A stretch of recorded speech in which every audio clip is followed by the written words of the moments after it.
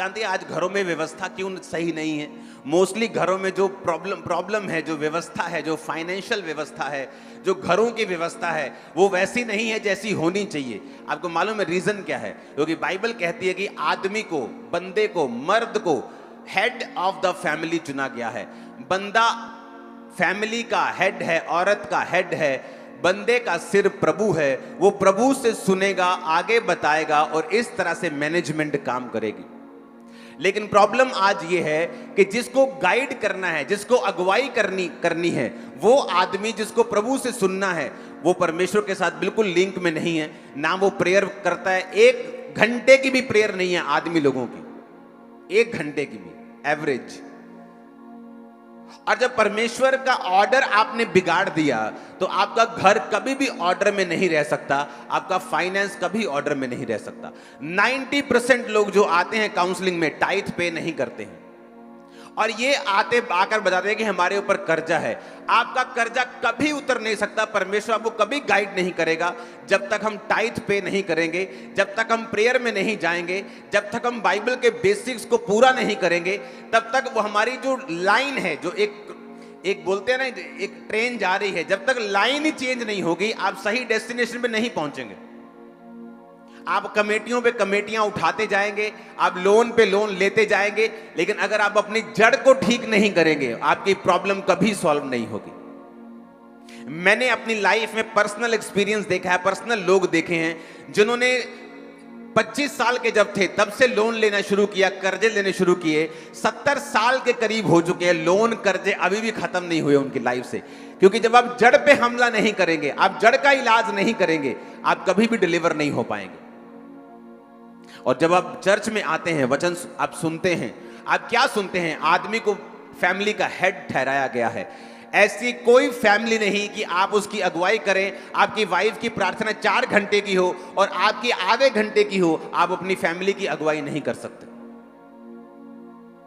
आपको प्रार्थना में अपनी फैमिली से आगे होना होगा, क्योंकि जब आप प्रेयर नहीं करेंगे परमेश्वर आपके रास्तों को ओपन नहीं करेगा,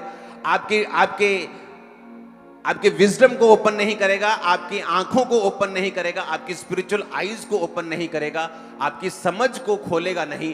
जब तक समझ नहीं खुलेगी, गलत और सही मालूम नहीं होगा, क्या मैंने गलत किया, कहां मैं जाऊं, किस दिशा में जाऊं, आपको समझ नहीं आएगी। फिर आप रॉन्ग डिसीजन के बाद रॉन्ग डिसीजन लेते जाएंगे और कर्जा वो जो 5 लाख था वो 10 लाख हो जाएगा, वो 20 हो जाएगा, वो 40 हो जाएगा, फिर सुसाइड के ख्याल आने शुरू हो जाएंगे। फिर ये डफर बातें आपके दिमाग में शैतान डालना शुरू कर देगा, क्योंकि शैतान ये नहीं चाहता है कि आप वचन के साथ जुड़ें और आप बिब्लिकल जो टीचिंग है, जो डॉक्ट्रिन है, आप उस पर चलना शुरू करें। क्योंकि उसको मालूम है जैसे ही आप चलना शुरू करेंगे आपकी डिलीवरेंस आपकी फैमिली और आपकी लाइफ में एंटर करना शुरू करेगी। हालेलुया। अगर चर्च से आप कोई बेस्ट हेल्प ले सकते हैं तो वो प्रेयर की हेल्प है। चर्च से फाइनेंशियल हेल्प लेने के लिए कभी मत आए। यहां वीडियोस को राशन जाता है, फाइनेंशियल हेल्प जाती है, लेकिन अगर आपकी आंखें फाइनेंशियल हेल्प की ओर हैं, परमेश्वर आपकी लाइफ में कभी काम नहीं करेगा। आपकी लाइफ सही नहीं है, अगर आपकी लाइफ वचन के ऊपर नहीं है, कोई आपकी हेल्प कर सकता है। कोई 2 लाख की हेल्प कर देगा, 3 लाख की, 4 लाख की कर देगा। कितनी देर तक वो 2 लाख, 3 लाख, 4 लाख चला लोगे? कितनी देर तक?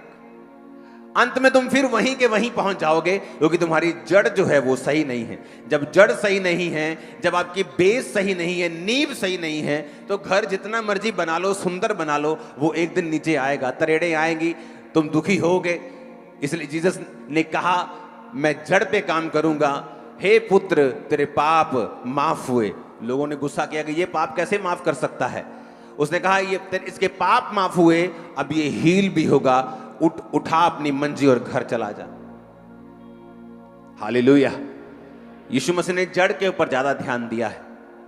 अगर यीशु मसीह मेरी प्रार्थनाओं को सुन लेता 2004 या 5 में, आज मैं यहां पे ना होता, क्योंकि परमेश्वर मेरी जड़ पे ध्यान दे रहा था कि अगर मैंने इसकी जड़ को ठीक नहीं किया और इसकी प्रार्थनाओं का उत्तर जल्दी दे दिया तो ये कभी भी पूरी तरह से सदा के लिए डिलीवर कभी नहीं होगा। परमेश्वर के दास के द्वारा टीचिंग्स को सुनने के लिए, अनाउंसमेंट्स और अपडेट्स को जानने के लिए आप हमारे YouTube चैनल को सब्सक्राइब करें और साथ में बेल आइकन को दबाएं, ताकि जब भी कोई नई अपडेट हो तो आप सबसे पहले जान सकें।